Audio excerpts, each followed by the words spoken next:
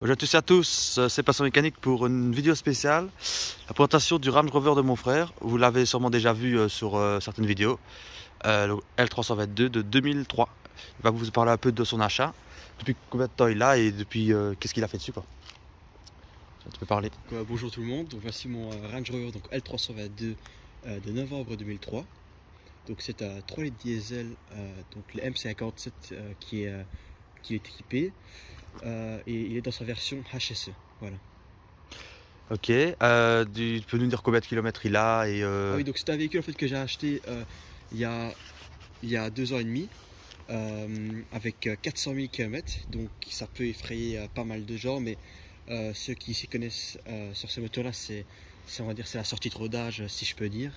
C'est des moteurs très costauds qui s'ils sont bien entretenus peuvent faire même le double, donc voilà.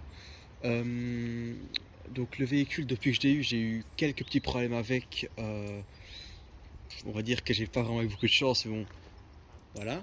J'avais pas acheté pour très cher non plus, donc voilà, tout est relatif. Donc ce que j'ai eu avec le véhicule, c'est que j'ai eu des problèmes de suspension avec, comme beaucoup de personnes, car j'avais des infiltrations d'eau par les évacuations de toit ouvrant, et alors mon faisceau a pris l'eau, et alors ce qui a créé des dommages donc sur la suspension. Donc ma suspension ne marchait plus. Malheureusement, j'ai pas trouvé quelqu'un qui était assez expérimenté pour refaire le faisceau, donc j'ai décidé de faire installer des suspensions à ressort. Personnellement, je sais bien que ça en déplaît à beaucoup de monde, moi aussi. J'aurais préféré garder la suspension d'origine car c'est quand même un des plus gros atouts de ce véhicule, mais malheureusement c'était soit ça, soit le véhicule partait à la case, donc j'ai préféré mettre les suspensions à ressort et continuer à rouler avec, voilà. Donc voilà. on peut regarder les ressorts du coup. Oui. On va aller voir. Donc en fait, c'est des ressorts donc, qui sont équipés, donc prêts à monter, donc avec amortisseur et ressort. Et donc c'est de marque Arnott, donc c'est vraiment la marque qui crée aussi les boudins, qui a confectionné ce kit-là. Voilà. Ouais, c'est un kit homologué pour. Et l'avantage de ce kit-ci, c'est que je suis tranquille pour minimum 15 ans, voilà. Voilà. Arnott ici on peut le voir, voilà, kit américain. Et il n'y a plus aucun problème de suspension vu qu'il n'y a plus de suspension. Ah non, on n'a plus de suspension, donc malheureusement elle ne se lève et elle ne se lève et ne se rabaisse plus, mais au moins voilà, j'ai préféré mettre ça que de l'envoyer à la casse, quoi, voilà. Voilà. Donc mon frère l'a acheté il y a 2 ans pour. Il n'a pas eu très cher. Il a fait une bonne affaire. Et qu'est-ce qui t'a poussé à acheter un Range et quels détails tous les matins t'aimes bien de voir sur ton voiture? En fait, donc mon père, lui aussi, c'est un fanatique de chez Land Rover et aussi de Range Rover, bien sûr. Et alors, vu que j'ai toujours été bercé avec ce véhicule-ci, j'ai décidé d'en acheter un, même à mon jeune âge. Donc moi, le petit détail qui m'émerveille chaque matin quand je vois le véhicule. Donc le petit détail qui m'émerveille donc chaque matin quand je prends la Range, c'est donc sa face avant. Donc quand on les voit comme ça avec les gros feux carrés avec la calandre, je ne sais pas pourquoi, mais ça C'est la face avant. m'émerveille, quoi, voilà. C'est la face avant. J'adore cette face avant là.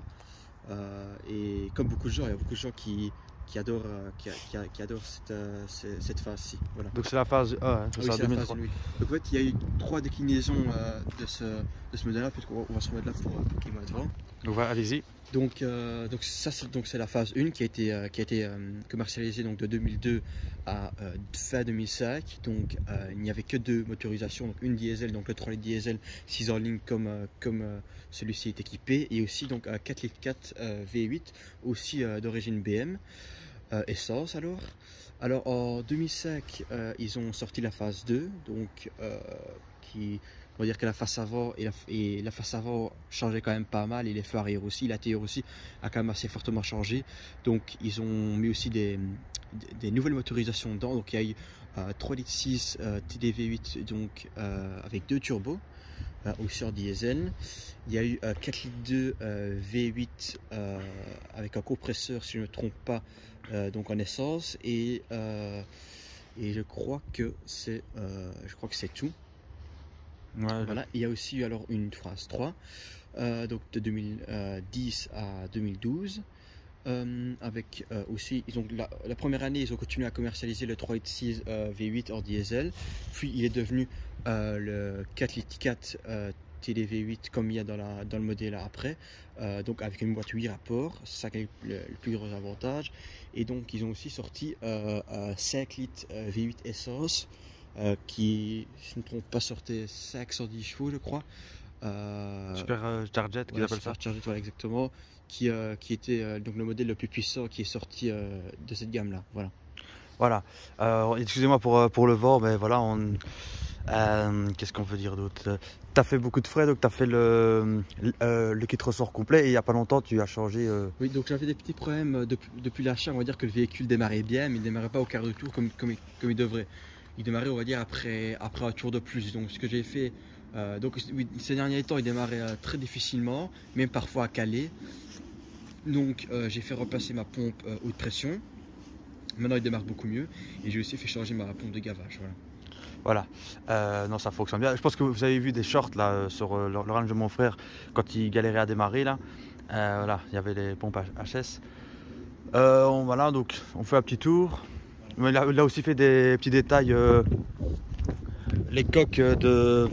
Ici en fait c'était laqué et le vernis s'est enlevé, donc mon frère a mis des coques. C'est la maladie en fait sur ces véhicules là, donc on peut encore voir, voilà. Voilà. Avant d'avoir mis les coques, c'était comme ça, toute la peinture était en fait partie, donc j'ai acheté ces coques là sur AliExpress, peut-être que je mettrai le lien dans la vidéo si ça vous intéresse. Ouais, c'est. Parce que ça coûte, je crois que j'ai payé ça 15 € et ça fait largement l'affaire vu le prix de l'OR. Voilà, ça se colle dessus. Et donc oui, des petits détails comme ça c'est des détails par exemple les coques de moyeu de roue et tout ça, il y a aussi les petites pipettes, voilà, ça c'est les détails. Pipette Land Rover et coque Land Rover aussi qu'il a changé, que ça se décolore. Ne vous étonnez pas, il y a la coupe de feu ici qui manque, car en fait hier en nettoyant au Karcher, la coque qui berlinguait déjà s'est envolée, il s'est cassé, donc j'ai commandé un nouveau bloc feu, donc il va arriver, donc ne vous étonnez pas, ça ne va pas rester comme ça. Et ce n'est pas une Vogue, ça a été rajouté. Non, en fait, oui, ça arrive souvent que en fait, c'est une HSE, mais il y a beaucoup de gens ils mettent le logo, ils mettent. Et il est vite daté du coup pas d'origine, parce que je pense sur le range. Si, c'est d'origine. C'est d'origine sur le tien. Si, c'est sur le mien alors que c'était pas d'origine. Oui, c'est d'origine. Voilà, donc il est équipé en 18 pouces, donc ça c'est des jantes, on va dire, c'est les jantes milieu de gamme. Ils ont aussi fait les autres jantes de Vogue qui étaient un peu différents, peut-être que mon frère qu'on aura une autre photo dessus. Voilà, donc d'extérieur on ne sait pas vraiment voir que c'est un HSE, à part peut-être que ce qui était en option à l'extérieur c'était les petits rétroviseurs de feu à l'avant, c'est en option, donc il y a certains n'en ont pas, c'est souvent les SE qui n'en ont pas, donc voilà. Peut-être qu'on va passer à l'intérieur. On va passer à l'intérieur vu qu'on a vu l'extérieur. Oui, le coffre.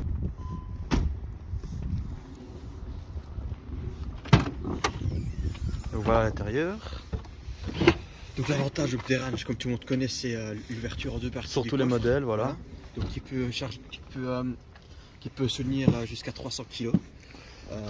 On a aussi des accessoires qui sont vendus séparément, dont 2 sièges sur le L405 ou pour la chasse aussi. Ici, mais j'en ai jamais vu, mais j'en ai vu en Angleterre, d'options, vous pouviez avoir 2 sièges supplémentaires pour enfants dans le coffre pour avoir une 7 places. Ne vous étonnez pas, il y a l'appui-tête à l'arrière qui manque, car en fait j'avais démonté la banquette pour décharger des meubles et j'ai oublié de remettre l'appui-tête, donc voilà, ne vous étonnez pas.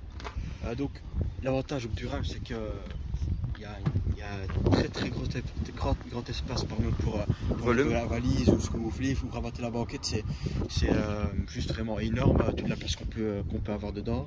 Donc ici vous avez encore des rangements, donc ici c'est fusible, en dessous vous avez la roue de secours, donc une roue en alliage, donc c'est pas une galette, c'est vraiment une vraie roue. Voilà, on a la place. Donc tout est en moquette, c'est vraiment, ça respire vraiment le très qualitatif. qualité, voilà. Même ici c'est chromé ou c'est de l'imitation, mais je pense que c'est chromé carrément. Donc c'est un véhicule qui à l'époque coûtait aux alentours de 80-90 000 €, donc c'est quand même, c'était quand même vraiment de haut de gamme de l'époque. Énorme pour l'époque. Et non, c'est encore plus cher, c'est encore augmenté. Donc ici il y a, donc ça je mets jamais, il y a un filet pour les chiens ou autres ici. utilitaire. Voilà, exactement. Donc voilà. Mais même dans l'intérieur, il y a des pièces un peu vogue, hein, tu m'as dit. Oui, on va passer à l'intérieur. C'est un peu spécial. Donc en fait, comment est-ce qu'on différencie donc les Vogue des HSE? Donc on va déjà commencer à repartir ici. Donc ici déjà premièrement, quelle est la différence entre Vogue et un HSE? Vogue ici, il a les surpiqûres ici sur les accoudoirs et il a donc aussi ah oui, il y a aussi ceci. Mais ce qui m'étonne, c'est que regardez ici, moi j'ai les barres de maintien ici avec du cuir, avec les surpiqûres derrière. Et ça normalement c'était seulement sur le Vogue, si j'avais bien pu comprendre. Mais moi je l'ai. Je sais pas comment ça arrive, bon, je l'ai. J'ai aussi les sièges chauffants. Et alors ben, sur le Vogue, la grosse différence c'est à l'avant. Mais avant de passer à l'avant, on va déjà finir à l'arrière. Donc ici, comme vous pouvez le voir, donc, vous avez une énorme banquette. Avec donc un accoudoir pour mettre les porte-gobelets. Voilà, donc quand on remonte ça, on a vraiment 3 vraies places. Donc on peut se mettre facilement à 5 adultes, ça passe parfaitement. On a aussi les sièges chauffants ici qui est en option, assez rare sur les HSE. Donc voilà. Et aussi ben, l'espace, je peux me mettre dedans, l'espace pour les jambes, c'est vraiment gigantesque. Quand vous voyez l'espace de jambes que vous avez, moi je fais 1m75. Je fais 1m75, regardez un peu toute la place qu'il y a devant. Voilà, c'est vraiment énorme. Notez le petit point faible, c'est sur les 3 quarts du temps, sur même les phases 1, peut-être les phases 2, ça encore là, c'est pas encore trop abîmé, mais souvent. Mais en fait, ça s'écaille. En fait, ça s'écaille avec le temps. Ouais. Je sais pas ce que c'est dessus, mais en fait, avec le temps, ça s'écaille peut-être avec l'humidité à l'intérieur. Bon. Et le plafonnier sur celui de mon frère, la maladie d'ailleurs sur les Anglais, c'est la colle. Ben, celui-là, ça va encore, mais d'origine, il est comme ça, mais la colle à chaque fois, la colle de mauvaise qualité par contre. Donc, peut-être que normalement, il faut que je refasse, mais bon, c'est pas un Sur tous les ranges, c'est comme ça, à part les récents. Tant qu'il ne se déchire pas, qu'il ne pend pas vraiment. Que ça fait pas trop que ça ne fasse pas trop dégueulasse. Voilà, c'est ça. Voilà. Donc il y a quelques. Ah oui, il y a aussi le cendrier, donc. Le cendrier, voilà, obligatoire. Mais le petit cendrier, voilà, cendrier lisse, voilà. Alors, je prenais un siège, bon, ça c'est classique. On passe à la partie à l'avant. Oui, plus qu'à 400 000 km, donc bien sûr. 400 000 km, voilà.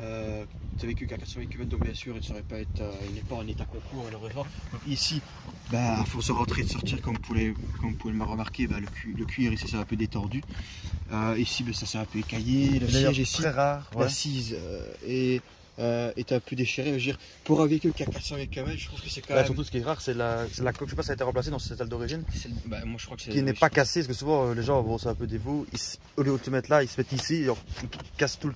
C'est fendu souvent ici, tout ici. Donc ici vous avez donc ce qui était de série, donc les sièges électriques, dossier, l'assise. Et alors moi ici j'ai les mémoires aussi, mais ça je crois que c'est en option, je suis pas trop sûr.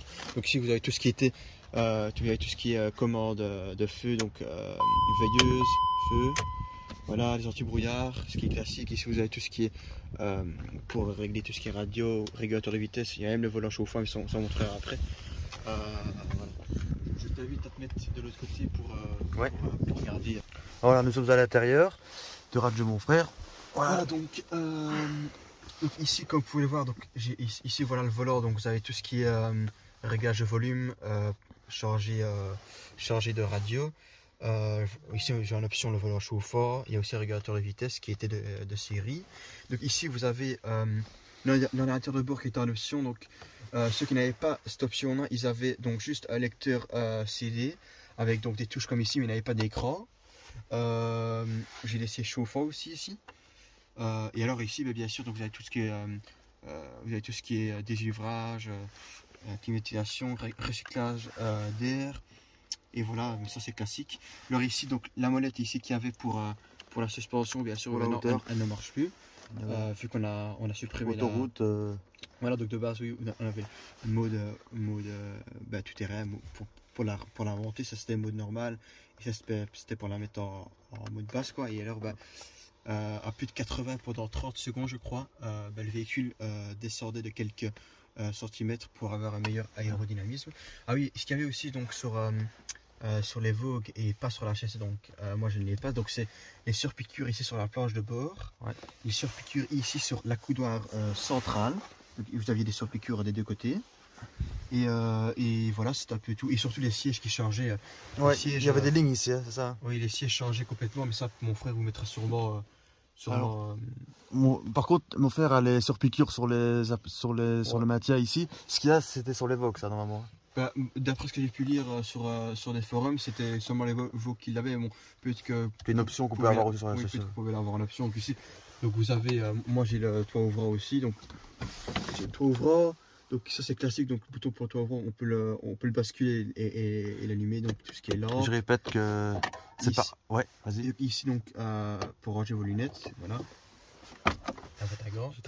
Et je répète pour ceux qui n'ont peut-être pas compris que c'est par là que l'eau s'est infiltrée. Voilà, en fait ici, donc comme toute voiture qui a un toit ouvrant, vous avez donc des évacuations d'eau quand il pleut. Mais en fait les évacuations d'eau passent ici. Ils passent ici en fait. Et alors c'est en plastique avec le temps, donc avec la chaleur et ainsi de suite. C'est en plastique, ça pète, ce qui fait passer l'eau. Et alors l'eau, elle ruisselle ici. Et elle descend là, dans vos pieds, où il y a le faisceau qui passe. Donc ce qu'il y a, c'est que toi, a pris l'eau, et là, ça va vraiment causer des gros problèmes électroniques, surtout sur la suspension. C'est pour ça que mon frère a dû mettre un kit ressort homologué Arnott. Voilà. Et c'est très rare, hein. Franchement, c'est un cas exceptionnel que tu as eu l'effet de d'eau. Faut pas avoir peur et dire oh, je ne prends pas. Je ne sais pas si c'est la chance, mais bon. C'est excessivement rare, c'est étanche. C'est très très rare, c'est juste que. C'est vraiment la faute, t'as pas de chance. Voilà, faut pas partir du principe que c'est un point faible, c'est vraiment il y a une chance sur 10. C'est pour ça qu'il y a même des gens qui me disent qu'ils ont décidé de ne pas prendre de Range Rover avec toit ouvrant pour même éviter ce problème-ci. Oui, donc ici donc, vous avez un rangement ici, donc dans les Vogue ou même dans les HSE, vous aviez d'options un téléphone qui se mettait ici. Donc voilà, ça respire la qualité, parce que même ici, quand on ouvre la coudoir, vous avez même un petit verret ici pour pas que ça. Oh oui, d'accord. Tu vois, j'avais jamais remarqué ça. Lentement, donc c'est vraiment, vraiment qualitatif. À savoir que ici aussi vous avez encore un rangement. Ici vous avez un porte-gobelet. Oui, voilà. Voilà, un porte-gobelet. À savoir que le design intérieur a été, c'est un véhicule qui a été ici encore pour gobelet, un véhicule qui a été fabriqué sous l'RBM. Donc tout ce qui est design, ils ont travaillé avec Land Rover, mais c'est fort germanique. Dans la tour de bord, c'est le même que dans un X5 ou dans un E39, vous voyez, c'est exactement la même chose. C'est fort germanique. D'ailleurs, on peut voir que par rapport à l'ancienne, la P38, que les montants de fenêtres soient un peu plus hauts et que les portes sont beaucoup plus épaisses. C'est plus à l'allemande qu'à l'anglaise, voilà. Et il a un design beaucoup plus germanique, quoi. Mais il est vraiment 2 tonnes 3 que tu m'as dit à vide. 2 tonnes 4, 2 tonnes 5, je crois, c'est un peu plus lourd. Un peu plus lourd. Voilà. Peut-être qu'on va passer au compartiment moteur. Oui, on va aller voir le moteur. Donc voilà, donc on est au compartiment moteur. Comme vous pouvez voir ici, la peinture, elle s'est un peu, pas la peinture, le vernis est parti. Donc normalement, ça va partir en peinture et il va avoir une peinture complète qui va être. Voilà, il va faire une peinture complète. Il va voir que le vernis est parti, donc là c'est mat. Donc on passe au compartiment moteur, le M57. C'est hyper propre, excusez-moi, mais bon voilà, j'ai pas vraiment eu le temps de préparer la vidéo. Donc voilà, donc c'est un M57, donc 3 litres diesel 6 cylindres en ligne qui développe 177 chevaux. Il est équipé avec une boîte 5 rapports de chez General Motors qui est, on va dire, qui est fragile, mais si on la vidange et on l'entretient correctement avec ce qu'il faut, quoi, elle peut quand même tenir assez long dans le temps. Mais c'est vrai que c'est une boîte quand même qui est connue pour être fragile. C'est étonnant. Et voilà quoi. C'est pour ça que quand on roule avec, on a vraiment cette impression un peu comme à l'américaine, comme les gros V8. Voilà. C'est une boîte américaine, donc c'est fait vraiment pour cruiser. En fait, c'était une boîte qui était un peu sous-dimensionnée pour ce moteur-ci, donc c'est une boîte qui force quand même, pas mal, quoi, voilà, exactement. Et là, ce qui est, c'est que cette boîte-là, la Trover, ce qu'il disait, c'est que quand ce véhicule sortait, il disait l'huile, elle est à vie. Mais une huile n'est jamais à vie. Jamais. Ça perd ses propriétés lubrifiantes et ainsi de suite. Donc, quand vous imaginez, vous avez un véhicule de 20 ans qui a 400 000 km et une boîte qui n'a jamais été vidangée, ça ne saurait pas tenir. Donc, généralement, les vidanges de boîte, c'est tous les. Moi, en tout cas, je fais tous les 60 000 km ou alors tous les 3 ans. La même chose pour la vidange de pont. Et le moteur, donc c'est tous les 10 000 km. Surtout pour un moteur qui a 400 000 km comme ceci. C'est des moteurs increvables. C'est des moteurs increvables et sachant que sur le point faible c'est les clapets d'admission, pardon, mais que sur cette version-là ils ne les avaient pas mis. Sur cette version, en fait ces clapets d'admission c'était une nouvelle nouveauté chez BM. C'était donc les clapets s'ouvraient au ralenti pour laisser passer, si je ne me trompe pas, des donc pour boucher des arrivées d'air, pour envoyer des gaz d'échappement, pour consommer moins. Donc c'était une nouveauté à l'époque. Et ça tombait dans le moteur. Et alors, ce qu'il y a, c'est qu'ils n'ont pas installé ces clapets-là sur celui-ci. Je ne sais pas pourquoi. Mais tant mieux pour moi, parce qu'en fait, c'est le seul point faible, en fait, on va dire. C'est le seul point faible de ce moteur-là. Franchement, et il n'a pas la clapette. Le point faible majeur, c'est ça, quoi. Sinon, il y en a beaucoup qui vont être étonnés que ça ne fasse que 177 chevaux, mais en fait, c'est un moteur qui a été dégrossi par rapport à l'origine. Parce que quand vous regardez par exemple les BM 530D ou 330D, normalement, ils font 194 chevaux ou même parfois un peu plus de 200 chevaux. Celui-ci n'en fait que 177. Donc, c'est vrai que. C'est pour promouvoir un peu BM, pour dire il faut acheter plutôt BM pour avoir plus de chevaux. C'est comme sur la P38. P38, ils ont dégonflé. Aussi, oui, mais là, c'est dégonflé de 5 chevaux. Elle fait 136 chevaux et sur les BM, elle fait 141. Tu vois. Juste pour dire que chez BM, voilà, les moteurs sont plus puissants. Voilà. Sinon, on peut voir ici donc, les têtes d'amortisseurs. Ici, tout est neuf. Ici, au niveau des fixations. La batterie, énorme batterie Bosch. Voilà. 110 ampères. 110 ampères. Ici, donc, on a le filtre à gasoil ici. C'est vraiment énorme. Et beaucoup de garages font des stageurs dessus. Oui. Et ça peut sortir, je pense, 220 chevaux ou 200 chevaux ou 220, 200, avec un filtre Ken, etc. Et ça marche vraiment bien. Mais déjà là de base, c'est pas trop mal. C'est pas un cheval de course, mais on veut dire. C'est déjà mieux que la P38. Oui, la P38, c'est vraiment à vous. Mais ça, on va dire que c'est pour cruiser. C'est pas, on ne cherche pas la puissance. Pour tracter, pour cruiser, voilà. Exactement. Quand c'est pour rouler normalement, tranquillement, franchement, ça marche pas si mal que ça. Hein. Pour un véhicule qui fait 2,5 tonnes et quand on est dedans, qui est encore plus. Il faut se rendre compte que ça a 20 ans. Il faut mettre tout dans le contexte. C'est quand même un moteur qui est dans une facture, parce que c'est. Mais qui est vraiment exceptionnel. C'est pour ça que c'est aussi fiable, parce qu'il y a vraiment ça vient vraiment d'une ancienne conception qui est très Son BMW pour les 6 en ligne, c'est les meilleurs. Ouais, c'est leur spécialité de toute façon. Oui. En fait, ça c'est le M51, je ne me trompe pas, il est sorti en 92, donc le 2,5 litres diesel, mais 6 en 90, pardon. En 90, pardon. Donc c'est le diesel le plus puissant de l'époque, c'est vraiment à dire. Donc c'était déjà fiable. Mais alors en fait ceci, donc c'est le même avec la même base, à part qu'il a été, on a rajouté 500 cm3 de plus, donc celui-ci fait 3 litres. C'est la même base moteur en fait. Surtout que la pompe à injection surtout a été vraiment bien fiabilisée, c'est même plus la même parce que sur le M51 c'était ça le gros problème, c'est pas les clapets, c'était la pompe à injection qui était assez fragile. Mais ici, toi tu l'as changé parce qu'elle avait 400 000, mais bon, j'avais jamais de problème pendant 400 000, c'est quand même exceptionnel quoi. Et tout est comme neuf. Donc ça c'est un phase 1, on le reconnaît parce que les phares à l'arrière les clignotants sont orange, sur les phases 2 ils sont blancs. Vous avez les gros feux ici carrés. Sur la phase 2 vous avez on va dire que il y a un arrondi ici en plus la couleur est différente. Les ailettes sur le côté sont différentes. Ouais, sur les phases 2 voilà c'est différent. Et à l'arrière comme on vient d'avoir les clignoteurs orange. Les clignoteurs orange c'est blanc, voilà. Et sur la phase 3 là ça a été complètement revu. C'est magnifique. Voilà. Et là c'est une phase 1 qu'on en voit d'ailleurs pas très souvent. Et beaucoup de gens sur des phases 1 mettent des phares de phase 2 parce qu'ils trouvent que c'est peut-être ça plus beau et moins trouvent peut-être que ça fait moins vieux. Moi personnellement, puriste. Là j'ai recommandé un nouveau pot-de-feu, mais j'ai pris un d'origine parce que c'est moi je suis quand même assez puriste, donc je préfère rester sur de l'origine. On peut se comprendre. Et cette voiture, c'est pas qu'elle rue beaucoup, mais il faut vraiment faire attention. Comme mon frère vous dira peut-être, c'est pas vraiment étanche, c'est-à-dire que quand il neige ou quoi, d'ailleurs on l'avait vu, il y a de l'eau qui stagne ici et ça fait carrément bloquer les portières parce que ça durcit et ça colle. Il y en avait des gros blocs. L'eau ici quand il pleut, l'eau ruisselle ici, en fait elle ne s'évacue pas. Je crois que c'est défaut de conception. Défaut de conception. En fait, l'eau ne s'évacue pas et par rapport vous avez un véhicule qui reste quand même quelques mois à l'arrêt dehors où vous n'avez pas l'habitude d'ouvrir la porte à l'arrière car je ne sais pas moi, vous êtes le seul conducteur, l'eau reste ici, elle stagne et alors ça commence à rouiller. Donc ça c'est vraiment la grosse maladie sur ces véhicules-ci. Et alors il faut quand même faire attention avec ça quoi. Voilà. Mais voilà, c'est pas non plus ça ne ruine pas. Et ça ne ruine pas. Ce que j'ai aussi, c'est la maladie, c'est ici les évacuations ici qui commencent à rouiller. Voilà. Donc, mais bon, ça ne roule pas comme un Defender, hein, c'est quand même pas. Ici ça a commencé à rouiller donc il faudrait que je. Mais vu que voilà, c'est léger, vu que normalement il va partir en peinture, voilà. ça va être réglé. Voilà, donc ça rouille, mais c'est pas non plus catastrophique comme un Defender ou phase 2 ou phase 1, c'est quand même pas non plus comme les anglaises de l'époque. C'est quand même assez bien, c'est assez bien traité quand même d'origine. On va voir les passages de roue, c'est assez bien traité. Voilà, on va voir les dessous. Voilà, double sortie d'échappement. Voilà. la sortie d'échappement de l'extérieur. Pour la remorque. On ne le voit pas. À part sur les phases 3, je pense qu'il y avait une version Supercharged et Westminster où on avait deux flûtes. Même les phases 2, je crois, avec le 4 litres On ne voit pas.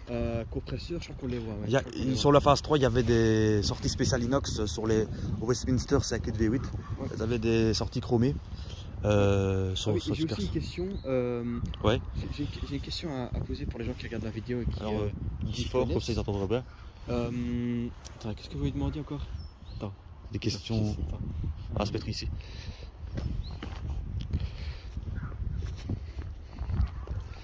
Je sais ce que je voulais demander. C'est une question quoi? D'aide? T'avais besoin d'aide ou. Attends, oui, c'est un truc que je voulais demander. Attendez. Ah, je vais répéter, tu peux réfléchir. Alors, mon frère, pendant qu'il réfléchit, bon, je répète parce qu'il y a peut-être eu du vent. Il a changé les capuchons ici et les petits valves pour les pneus. Les caches sur les poignées ont été mis parce que les poignées d'origine, le vernis partait. Esthétiquement, de l'extérieur, il n'y a que ça qui a été fait, mais c'est déjà bien. Et niveau carrosserie, elle est pas mal, sauf le capot. On peut voir, le vernis s'en va. Voilà. Mais à part ça, voilà, il va avoir une peinture complète. Voilà, extérieurement il n'y a pas eu grand chose de fait, c'est de l'amélioration, mais c'est surtout au niveau des suspensions et des quatre suspensions à changer, qui ont été changées. La suspension, c'est pour le surligner, il y a beaucoup qui disent oui c'est une suspension qui n'est pas fiable et ainsi de suite.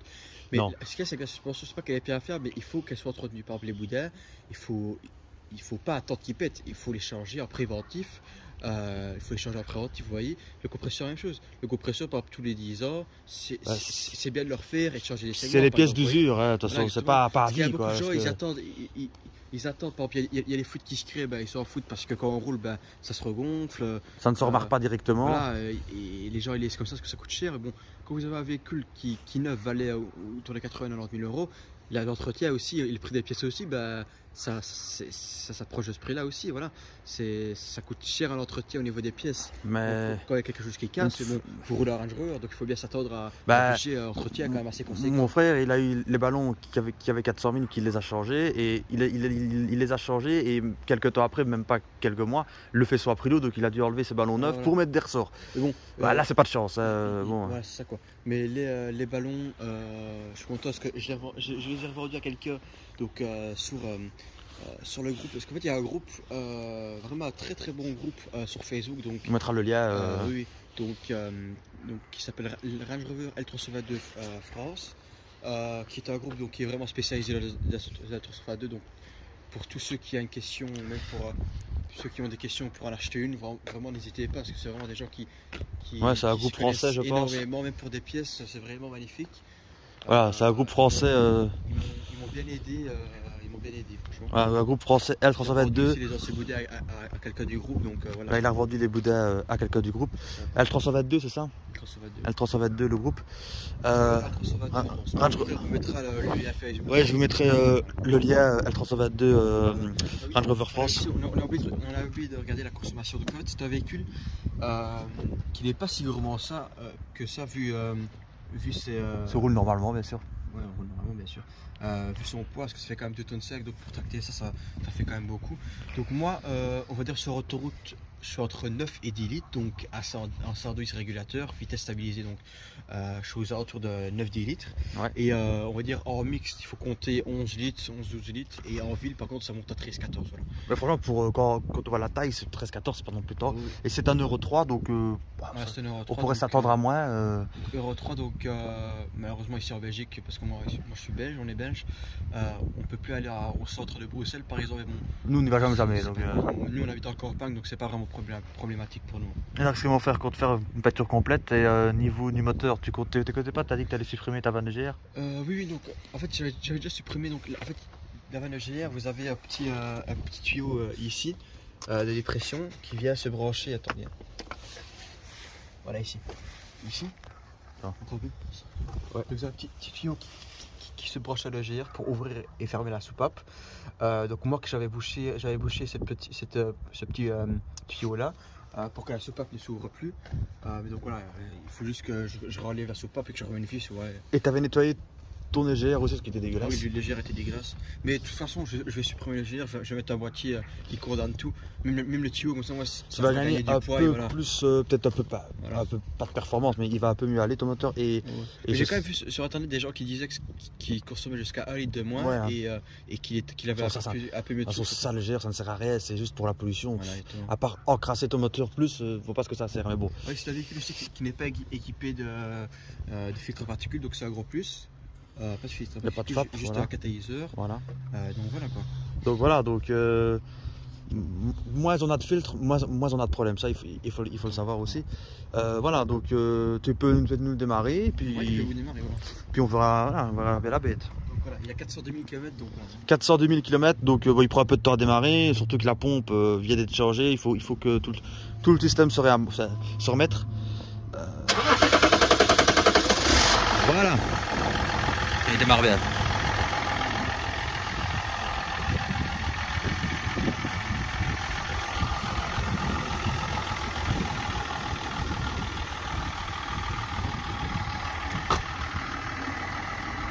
Alors on vient de démarrer la bête. Il va donner. Voilà. Le beau petit bruit et le petit turbo qu'on entend, la dépression.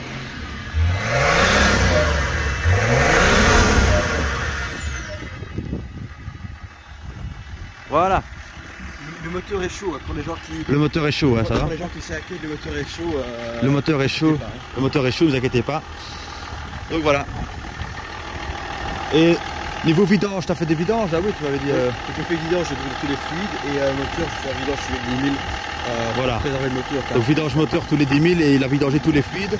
Il y a beaucoup de pièces qui ont été changées et il roule bien. Il a le contrôle technique en ordre, il vient de l'avoir.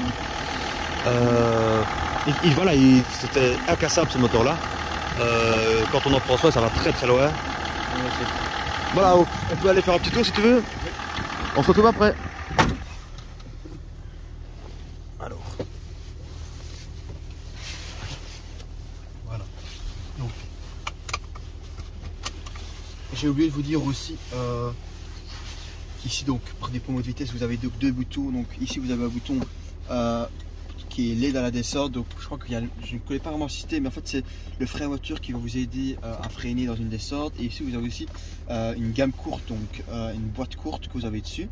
Oui, comme sur tous les 4x4. Hein. Voilà, le temps, mais bon, c'est quand même bien de le préciser. Oui, c'est vrai. Et voilà. Voilà. Puis après c'est plug and play. Voilà, donc ce mois-ci, donc vous avez aussi un mode sport. Ça peut étonner, Séquentiel, je pense. Ça peut étonner ça fait beaucoup de personnes, mais il y a un mode séquentiel, voilà. Ouais, c'est plus pour faire joli que. Mais bon, voilà, il est quand même là. Voilà. Et sachant qu'on pouvait avoir le volant semi-bois. Et ça, c'était à partir des phases 2. C'est phase 2, exactement. Et on pouvait avoir encore plus de choses en bois à l'intérieur. Comme vous l'avez remarqué, c'est vraiment. Les phases 2, la direction est vraiment très très souple. Ça se conduit comme un vélo, comme on dit.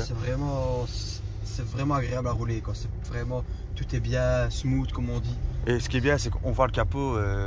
Alors là, je sais pas si on remarque, mais on est vraiment à hauteur hein, quand on regarde. On se sent en sécurité, quoi. On se sent vraiment en sécurité, exactement. Et pour ceux qui se demanderaient, oui, c'est vraiment une honte d'avoir supprimé la suspension. Ouais, c'est pas d'origine. La suspension à air, c'est pas d'origine acide.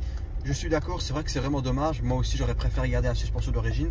Mais, voilà, c'est comme ça. Et franchement, si je peux être sincère avec vous, c'est quand même encore très confortable. Parce que c'est quand même, ça a été breveté. C'est une suspension qui a quand même été brevetée comme mon frère. C'est homologué, donc il y a eu des tests, c'est pas un truc qui était fait à l'arrache, voilà. adapté. C'est vraiment un truc d'origine qui est fait pour ce véhicule. C'est des ressorts vraiment très longs avec un très long débattement qui sont très souples. Et franchement, honnêtement, on voit un petit peu la différence, mais c'est vraiment. C'est très minime, j'ai été choqué. On va dire, ce qu'il y a, c'est qu'il y a moins de roulis, donc par exemple dans les tours et tout ça, ça tangue moins. Ça tangue beaucoup moins.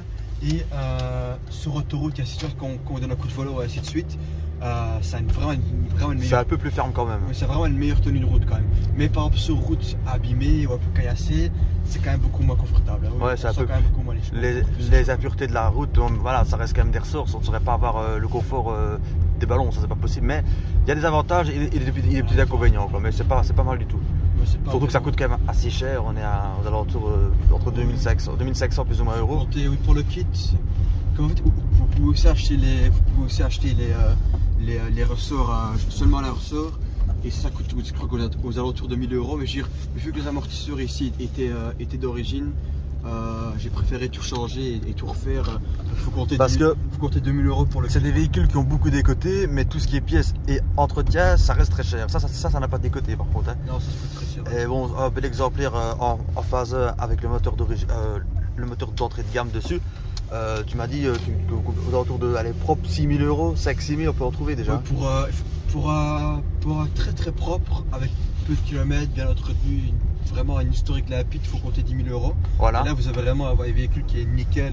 Mais déjà très peu kilométré. à partir de 5-6 000, ils auront plus de 200 000 km, mais un truc roulant qui fonctionne bien, comme le tien, déjà à ce prix-là on peut en trouver. Un petit comparatif, il y en avait un avant donc avec 100 000 km, donc c'est vraiment rien pour ce moteur-ci. Avec vraiment l'historique rapide, premier propriétaire, les suspensions avaient été révisées et ainsi de suite, donc tout était vraiment nickel. Il le vendait 10 500 €, donc vous voyez, pour 10 000 € vous avez vraiment un véhicule tout à fait en ordre, qui peut vous emmener où vous voulez sans aucun souci, quoi, voilà. Voilà, c'est ça. Donc peut-être que vous l'avez remarqué, j'ai deux messages et défauts. Donc un message de suspension qui est inactive, vu qu'il n'y a plus de suspension bien sûr. Donc là ça ne fonctionne plus. Voilà. Mais je suis en train de rechercher un boîtier, car j'ai vu qu'en Amérique on vendait des boîtiers qu'on pouvait mettre sur le véhicule pour enlever les messages d'erreur liés à la suspension. Car voilà, c'est quand même, si je peux enlever le message d'erreur, vous voyez, pour pas trop cher, voilà.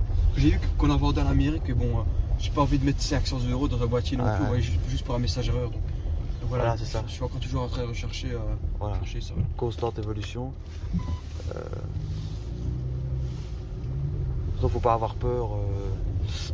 Si vous prenez une version avec le M57, franchement c'est très peu, c'est comme sur le P38, on va dire que vous allez plus avoir de panne électronique que de panne moteur en fait. Mais le problème c'est que les pannes électroniques vont des fois empêcher de démarrer le moteur, souvent sur le P38 et sur celui de mon frère, il y a moins de pannes bloquantes, niveau de batterie à plat, etc.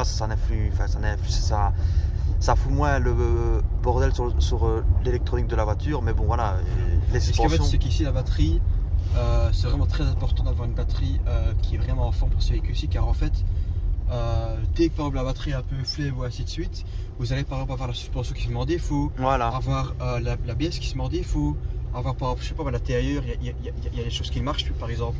Et ça, c'est pas que c'est bloquant, mais ça peut être gênant pour la vie de tous les jours. Donc moi, ce que je conseille, c'est de changer votre batterie.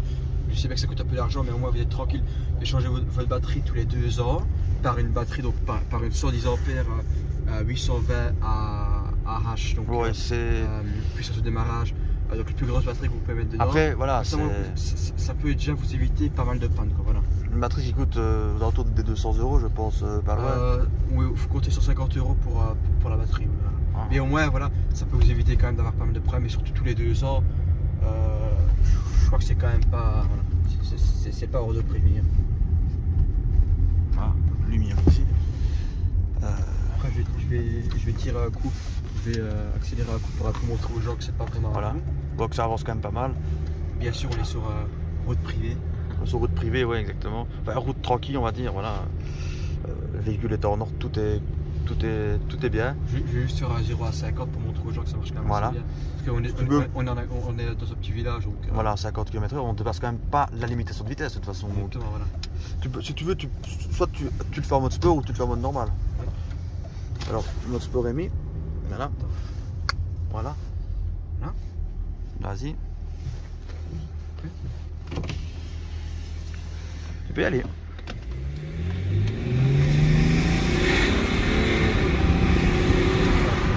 On est déjà à 50, donc pour un gros bébé comme ça, c'est quand même pas si ridicule, hein, franchement. Oui, ça marche quand même. Le moteur a des coups. C'est pas fulgurant, mais bon. Ça marche quand même bien, oui. C'est pas gênant, quoi. Vous avez des véhicules qui sont vraiment des veaux. Comme le P38, c'est fatigant de rouler. C'est sous-motorisé, Il faut tout le temps monter dans les tours et tout ça. Celui-ci, vous voyez, vous pouvez rester à 2000 tours. Ça va aller doucement, il va prendre la vitesse. Vous pouvez rouler tranquillement avec, vous voyez, vous n'êtes pas obligé de taper dedans pour l'emmener à 120. Et ça ne rétrograde pas tout le temps comme sur P38 où ça ne fait que rétrograder dès que ça force un peu. Franchement voilà, Voilà, c'était le range de mon frère. Moi j'ai aussi acheté un range, c'était la surprise, le AP38. Comme ça maintenant je vous le dis. Mais il y aura une vidéo aussi dessus. Mais voilà. Donc la voiture est regarée. Bah, merci d'avoir vu la vidéo. Si vous avez des questions, n'hésitez pas. Voilà. Voilà, c'était un test, on a fait voilà, ce qui nous semblait bien. C'est pas une chaîne de véhicules de base, bon, on s'intéresse un peu à ça. Peut-être que j'ai fait quelques petites fautes, mais je veux dire, ça reste bon enfant. Voilà. Globalement, c'est voilà, on n'est pas POA quoi. Voilà. Voilà, Merci d'avoir vu la vidéo et à la prochaine. Merci.